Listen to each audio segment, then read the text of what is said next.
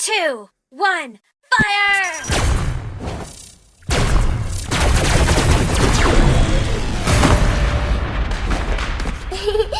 To me, fun is all that matters.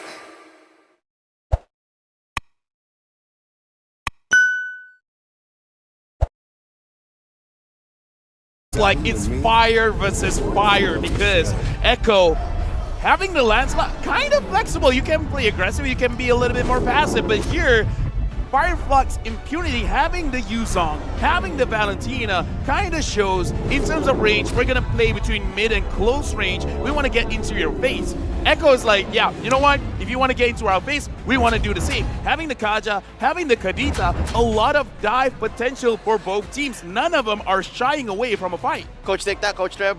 How much dive do you want? Yes. Yes. No, it's beautiful because I think at the end of the day, right, it's also the amount of iframes they actually have to work around with, especially with the rough waves, not to mention the Lancelot naturally having inbuilt iframes in his ultimate as well as the Thorn Rose. We do see the counter picks getting banned away. Coach Tic Tac really on the ball with this one. Getting rid of the Mincetar is a good option.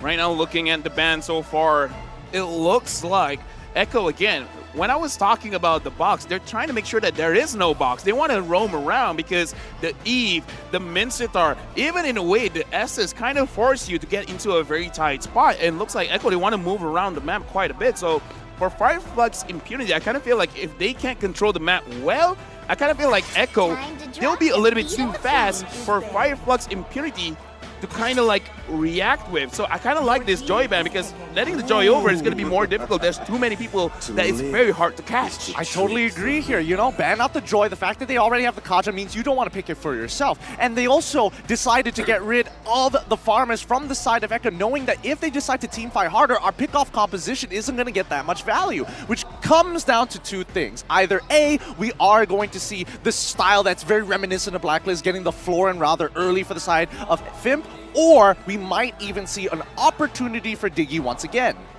What I'm worried about is what Sanford is going to play. Coach Bad Gal Seth, Osprey, they've really just locked it down for this young XP laner, the Apex Predator himself. Because look, no Lapu, no Joy, stole away the YZ, no Fredrin even, you can flex that. What's 40 going to play? I mean, there's a possibility. We've seen a lot of popular picks being Uranus. The Tersla. Oh, there it is! I actually wanted to say the Tersla, by the way. The Riz! The Riz! It's the Riz! The Rizla! But now having the Claude here, here's the thing, man. The Claude is a very elusive hero. For now, looking at Fireflux Impunity, there's not a lot of catch. Whatever the roamer is going to be, it has to be someone that has the potential to stop the Claude. A Kufra, maybe? Kufra, possibly. Franco is still technically on the table as well. It really depends on what the flavor of the month is for Fimp and how they want to kind of manage. Because let's keep in mind, even if the roamer is just focusing on the marksman, there's other lanes that they can actually affect, right? The mid lane in particular, where they have the Valentina. Yes, she can push out these waves, but when you have both Kadita as well as Kaja together, you're going to have to 2v2 this. Looks like the timer has gone down. They have no more time left, and they're going to pick up the Franco, making sure that they're going to be able to lock down the Claude. But because this is the Franco, you could potentially lock down Karltzy with the Lancelot. But again, looking at how this man moves, it's going to be very, very difficult. But overall, what do we feel about the drafts? I'm liking how Echo answered the whole situation because Teresa has a lot of damage for an XP laner. I was thinking prior to the pick showing, maybe Uranus. You want one dead lane and then go for the attacks elsewhere. But no, Echo just said, yeah, all the dive, yes, all the damage as well. Like, there's very little peel. Oh, yeah, very, very little peel. Oh my goodness, even the audience predictions, we're seeing that 54% of the Turkish people are going to be leaning for Fimp, but the other 44% leaning towards Echo's side. They're realists. They are They realists understand. as well. So to answer your question, LaFell, I think on paper, Fimp has the fundamentals, but Echo just has the grit and of course the experience and the skills to execute. And now we're going into the game, the first match of the final series of the day. Echo going up against Fireflux Impunity. All right, let's run it back one more time here. Because when I was looking for Sanford in the draft, he's very true to himself. He wants to fight, he wants to get those kills. I was thinking maybe even a Benedetta might have been a better option for him instead of the Terizla, because at the end of the day, Melissa is going to be able to kind of keep that Terizla back, keep him at a safe distance. Oh, very interesting here, because I'm looking at the minimap and it looks like YAWI is starting the orange buff early, so they really want to make sure that Karltzy gets through his farming phase very fast, because right now he's already level 3. That's right, and they're going fast enough away. YAWI, the playmaker, barely gets away, and they also secure the Little Wonder. Now Apex is in trouble. They're gonna pop the roamer from Turkey. One more hit. Oh, he forces the flicker, but Karltzy still gets it, drawing first blood. Man, those plays, that's just world championship level, man. Like every angle, there's just no way you can get out of that if you're in FIMP's position, right? Like what can Fireflux realistically do? Even if you flicker in the opposite direction, you're still gonna die at the end of the day. But it's great to see that Karltzy, he's not hungry for those kills. It's either they will come to him or somebody else will carry the game. It's just been 1 minute and 30 seconds, but a lot has happened, and one of it is the fact that Karltzy is on this Lancelot. It's actually starting with a Steel Lake place, which usually we see Molten Essence or maybe even like a little bit of damage. But here, Echo, they're actually trying something very different, going up against Fireflux Impunity, which is very interesting. My theory is Karltzy understands that he is the thread. He is what keeps this all together. So if he's able to survive a little longer, then yes, maybe, because Molten Essence does give you HP, but Steel Like Plates, that's an ungodly amount of armor for such little gold. Yep, they're going to get on top of the turtle right now, and I think this is where it gets a little interesting, because at the end of the day, Karltzy isn't the one who's going to initiate. The rest of his team want to get aggressive. Oh, Alien starting off with a Black Dragon form, and a penalty zone by Sanford. Turtle goes over to Echo, and they get the shield, they get the damage. Kazuo already down, Alien very low, just a fourth of his health, and they disengage. Right now, starting the game, Echo already with a 1,000 gold lead. Might I remind you, it's only the phase of the game where everyone is getting their level 4 already with a 1,000 gold lead. That's actually quite a lot, and we can have to see the way that they're rotating. BENNYQT gets caught. There's a hook by Apex, not much of a follow-up. Can't capitalize. Yep. I love the fact that YAWI is mirroring Apex here, but he's not directly, he's not man-to-man body defense. He's lingering behind him, and he's making sure that even if he does get the catch, there's an instant counter reaction if we do see Fireflux wanting to capitalize on these picks. And even so, at the end of the day, it's going to be about the neutral objectives. That's why we're seeing Karltzy wanting to maintain his level lead against Kizue. Right now, I want to open a conversation. The changes in the jungle, extra 5% gold in the jungle creeps. Right now, you're looking at Karltzy's rotation, even invading Fireflux Impunity. What do you think about this? So far, I think it's a great idea, right? Maintain this level lead. Give yourself the biggest amount of advantages, because fighting around these neutral objectives might not necessarily be the greatest thing in the world for Echo as soon as this game starts dragging out to the 8-minute mark, arguably even 12-minute mark. And that's going to allow for him to make the most of that early pair of pants, right? Yes, you do pants now, but you can eventually still catch up. You can go farm so fast and push away Kazuo and make it not matter at all. Yeah, with 1.4k gold lead, I kind of feel like a lot of the gold lead is on Karltzy, because even look at the level difference here, level 7 going up against level 6. See?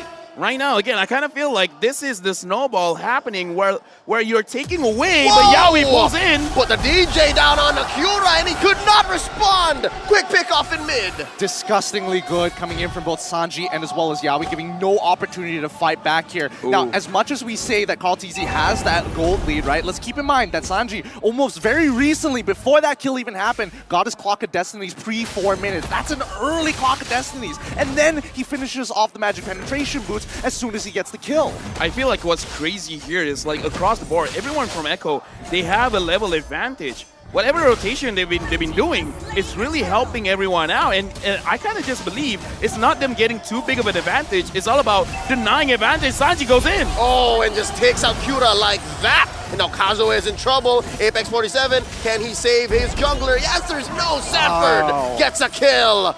Ah, what an uncanny rotation coming in from Sanford, right? He decides to sacrifice at least 90% of the gold plating just to make this happen on the bottom side of the map. Now, they have a very clear lead here, unless Apex, They continue the pressure. Apex still up, not enough damage. Benny says no. Look at topside though. Yuzong, he's finally getting a little bit of gold for himself, but he's basically out of this game.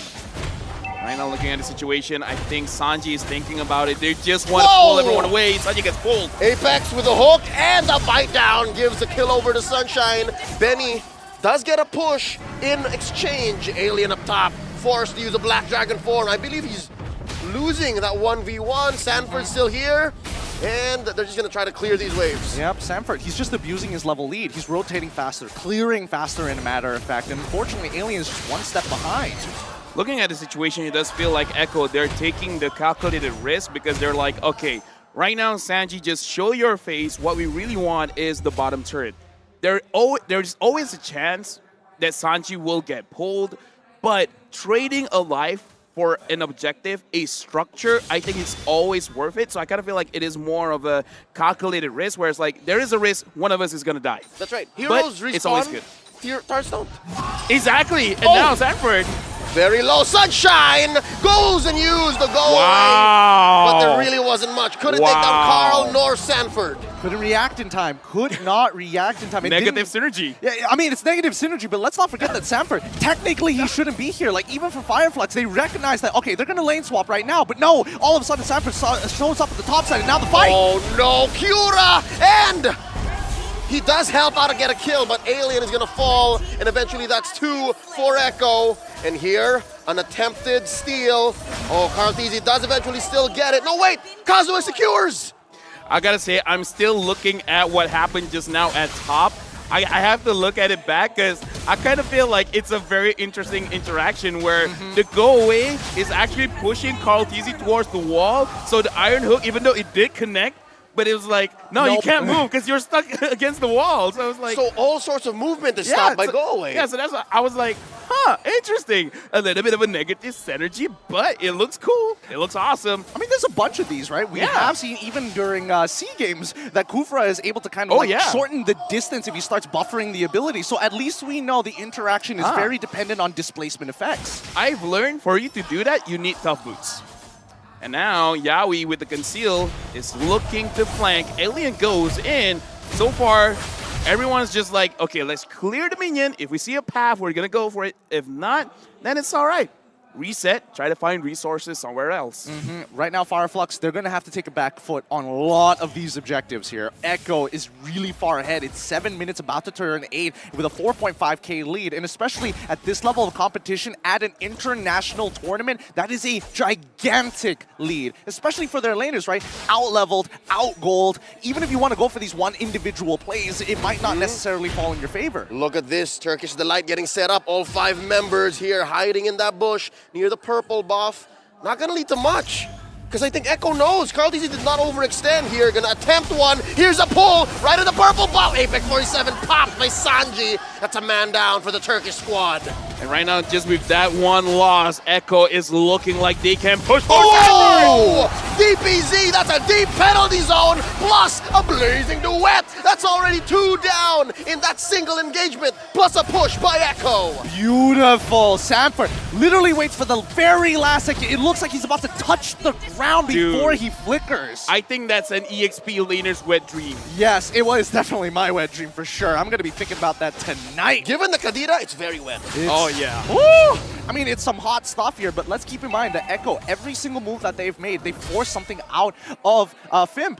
Going into the purple buff. Oh, we managed to get Kazue's retribution. Now he can't fight for the neutral objective. We go deeper in. Early rotations coming in from Sanford to guarantee the lead for BENNYQT as well as Karltzy. And now look at this. All of that early game setup, making sure that this Lord is basically impossible for Fimp to even get close. I gotta say, man, from the early stages of the game up until right now, every single bush, it feels like it's Echo's bush. Every single time you want to check for vision, every single time you have the attention of finding farm, you're gonna get punished. And I think that is that's the biggest difference maker here, because Fireflux impunity, every single time they're moving, they're gonna get caught. Yeah, I think Echo here is making the most of this 9K, almost 10K gold lead. Oh They are translating this financial advantage into space. Because again, they have better face checking. They have better vision, given the extra defensive items that they're rocking, compared to Fimp, who has to very safely rely on the hook. Oh boy, YAWI, he loses out his flicker here, so that's one tool gone. Now, maybe Fimp can do something. Oh, Black Dragon formed by Alien, and there's Muddles dropped in, very low, forced to use the rough waves on out. He does survive using the Petrify as well. Here comes Alien, and here comes the Clapcap from the Turkish squad, and SANFORD very low. There's the damage, and he goes down. SANJI as well. Sansan is down, traded out for Alien, and look at this, the fight down by Apex, and there's another hook. The Turkish are going insane. That's 3 down already. Make that 4. The GOAT has fallen. Fireflux Impunity on fire. This is why every single time we see this Turkish delight, their version of the Ube, their version as Junior Blacklist, they know how to high ground defense like no other. Yo, shout out to Apex 47. We're gonna check back the replay. Hookman. Not just Hookman, man, but he saved the ult for BENNYQT because look at this, Apex 47, the green light, he still has his ult, he's saving it. He's like, wait, there's one member missing. Karltzy's winning, but look at his BENNYQT, he was shut down, he was suppressed. After that, it's game over, man. He literally said, nothing personal, kid. Flickers behind him just to get the bloody hunt down. And this is just raw preparation from the side of Fireflux Impunity, right? Great preparation. They know the habits of Echo. I just gotta say, man, just now the goalie was almost like, what, 10K? Now it's 4.4. Cut in half. Cut in half. That's how big that team fight was. I mean, it's huge shutdowns all across the board. Karltzy ended up dying there. SANFORD ended up dying there. More importantly, SANJI ended up dying there. Dude, look at the Lord advantage. Negative 3.6. Negative 3.6. I mean, sure, they got a lot of push, and that is amazing. Don't get me wrong, but this does show that Fireflux Impunity now, they're breathing in life a bit. Yep, I think that's step 1 in maybe a 4 or 5 step process. Grand Theft Purple here committed by Karltzy. That's 1 charge, pleading guilty. Given that, 10 seconds away from this Luminous Lord, I think a penetration is in check, given that Fimp have yet to take 1 turret, so they still need to work on their waves. Well, let's keep in mind, the last time we saw Echo actually push it and lose out that high ground fight was all because, well, YAWI, he did have his flicker available, but everybody else, their battle spells were not ready to go, so they couldn't force out the play. And with YAWI not catching somebody with a Divine Judgment means that they had to pull back, but they were confident. That's when we see Fireflux Impunity start abusing them. Whoa. And now, playing the map on their side, calculating it down to the very last pixel. Well done as they claim more gold and scavenged this game back.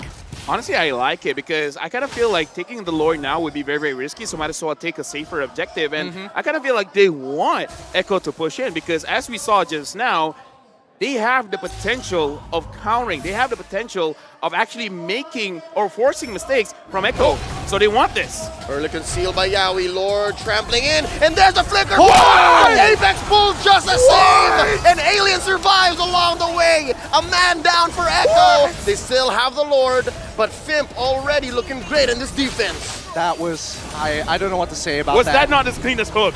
It was The cleanest save. It was one of the cleaner ones, but it looked so it looked like it went right through YAWI, and then he Dude. walked right back into it. Don't tell me you feel cheated, man. Oh, no, not just yet. right. Not until we see the replay in slow-mo. One more time. All right. Just messing with you. But yeah, Leo, like, that was an amazing defense. It was, and yeah, they did lose 2 inhibitors, but in the end, I think Fireflux is happy to at least get something along the way. Here's another instant replay. All right, you asked for it. Okay, here we go this time. Let's see my old eyes can catch this in time. So we do see YAWI actually flickering forward. Yeah. Oh! He dashes into the hook right at the end. If he just didn't dash, it would have been totally fine. You have good eyes, by the way. Thank God. Very, very good This eyes. just speaks of how well Apex understands the physics of the Iron Hawk, but now YAWI looking for revenge. Oh, Black Dragon formed by Alien. Not gonna lead to much here. This is not a good engage. Yeah, I mean, nothing to worry about. Still 70 more seconds until the next Lord comes back up. So I think even for Fimp this time, they can just wait it out, get their cooldowns back online, and then look to fight. Because again, no inhibitors, so you can just wait for the waves to push into them. Right now, we're living in the moment, but let's look into the future, right? Like, what are both teams looking for right now? Because it is very clear here that YAWI has been, I would say, the linchpin of getting any of those engages, except for that one moment when SANFORD with the flicker crazy engage. But again, it's like they want to engage, they want to start something. Fireflux Impunity, what are they looking for? Personally, for me, I think a lot of this comes down to the conditioning, right? Fireflux Impunity, they understand how Echo has been moving, how their general play styles are going to look like. And considering that it is that step-by-step process, all you got to do is figure out what step is Echo on right now. YAWI has tried multiple times, so keep your eyes specifically on SANJI or SANFORD. They might look to make one of the bigger plays here for this next fight. And that just translates into the ecosystem, right? You have to understand where you are on the food chain. Yep. And right now, Echo is still on top of the food chain, but slowly but surely, Fireflux Impunity are crawling back up. And here they understand the dynamics. We still have to stick to the Turkish delight altogether now. And I think the way that Kazuo is positioning himself, he might actually want to contest. You wouldn't do this. You wouldn't hide yourselves here if you weren't going to contest. Fimp is walking up here. They know that maybe if somebody overextends, they could get a pick, but they know that they can't take a full 5v5 so deep outside of their base. They might as well just go back, wait until it starts pushing into them. Remember, they still have the Melissa on their side. Their high ground defense, honestly, is not that bad. Yeah, right now, actually looking at the situation, 3 straight Lords in a row. Fireflux Impunity, they let Echo to, oh, I love this. I wanted to talk about this, but freezing the lane in your own base. I love this because you're forcing Echo to come in and you're actually stacking your own minions, but now that the minion is coming in, Echo, how will they start this fight? Oh, that's the minion. Big Lord coming in. Pura going for the pull. Alien stacking the Shah Essence. Here comes the Black Dragon form. YAWI with the conceal. Playing footsies with the rest of the Turkish squad. Oh, and they put SANJI down very low. Alien still up. Sustaining. They're going to lose an inhibitor here. Alien all the way in. Deep behind enemy territory. All the while Karltzy just dashing on through. Making a signature right inside their base. Alien's going to fall here with a blazing duet by BENNYQT. That's a man down for Fireflux Impunity. And they're still here. It's not like Echo is in full health though. SANFORD very low. Does have an immortality. That's a disengage. The Turkish have defended. I mean, they've defended for now, and I gotta say it's very impressive. Karltzy goes in, didn't actually hit the damage onto Sunshine. Looking at the base, it's very dangerously low, but even Echo, they're like, we have 9k gold lead, but why can't we go in? No. This is all Fimp right here. Alien bought a ridiculous amount of time, and more importantly, got the passive out of SANJI out as early as possible, including the rough waves. We did, as expected, see SANFORD try to make the play, but the follow-up damage from SANJI was not there. He already expanded all of his abilities, and BENNYQT is just getting body blocked time and time again by either Kazue or even for Apex, because again, Apex, he's holding that bloody hunt for if BENNYQT oversteps his boundaries. At this point, man, I gotta say, it is time for Echo to kind of like show their mental fortitude, man, because at this point, you've been trying for quite a while. You got a lot of gold on you.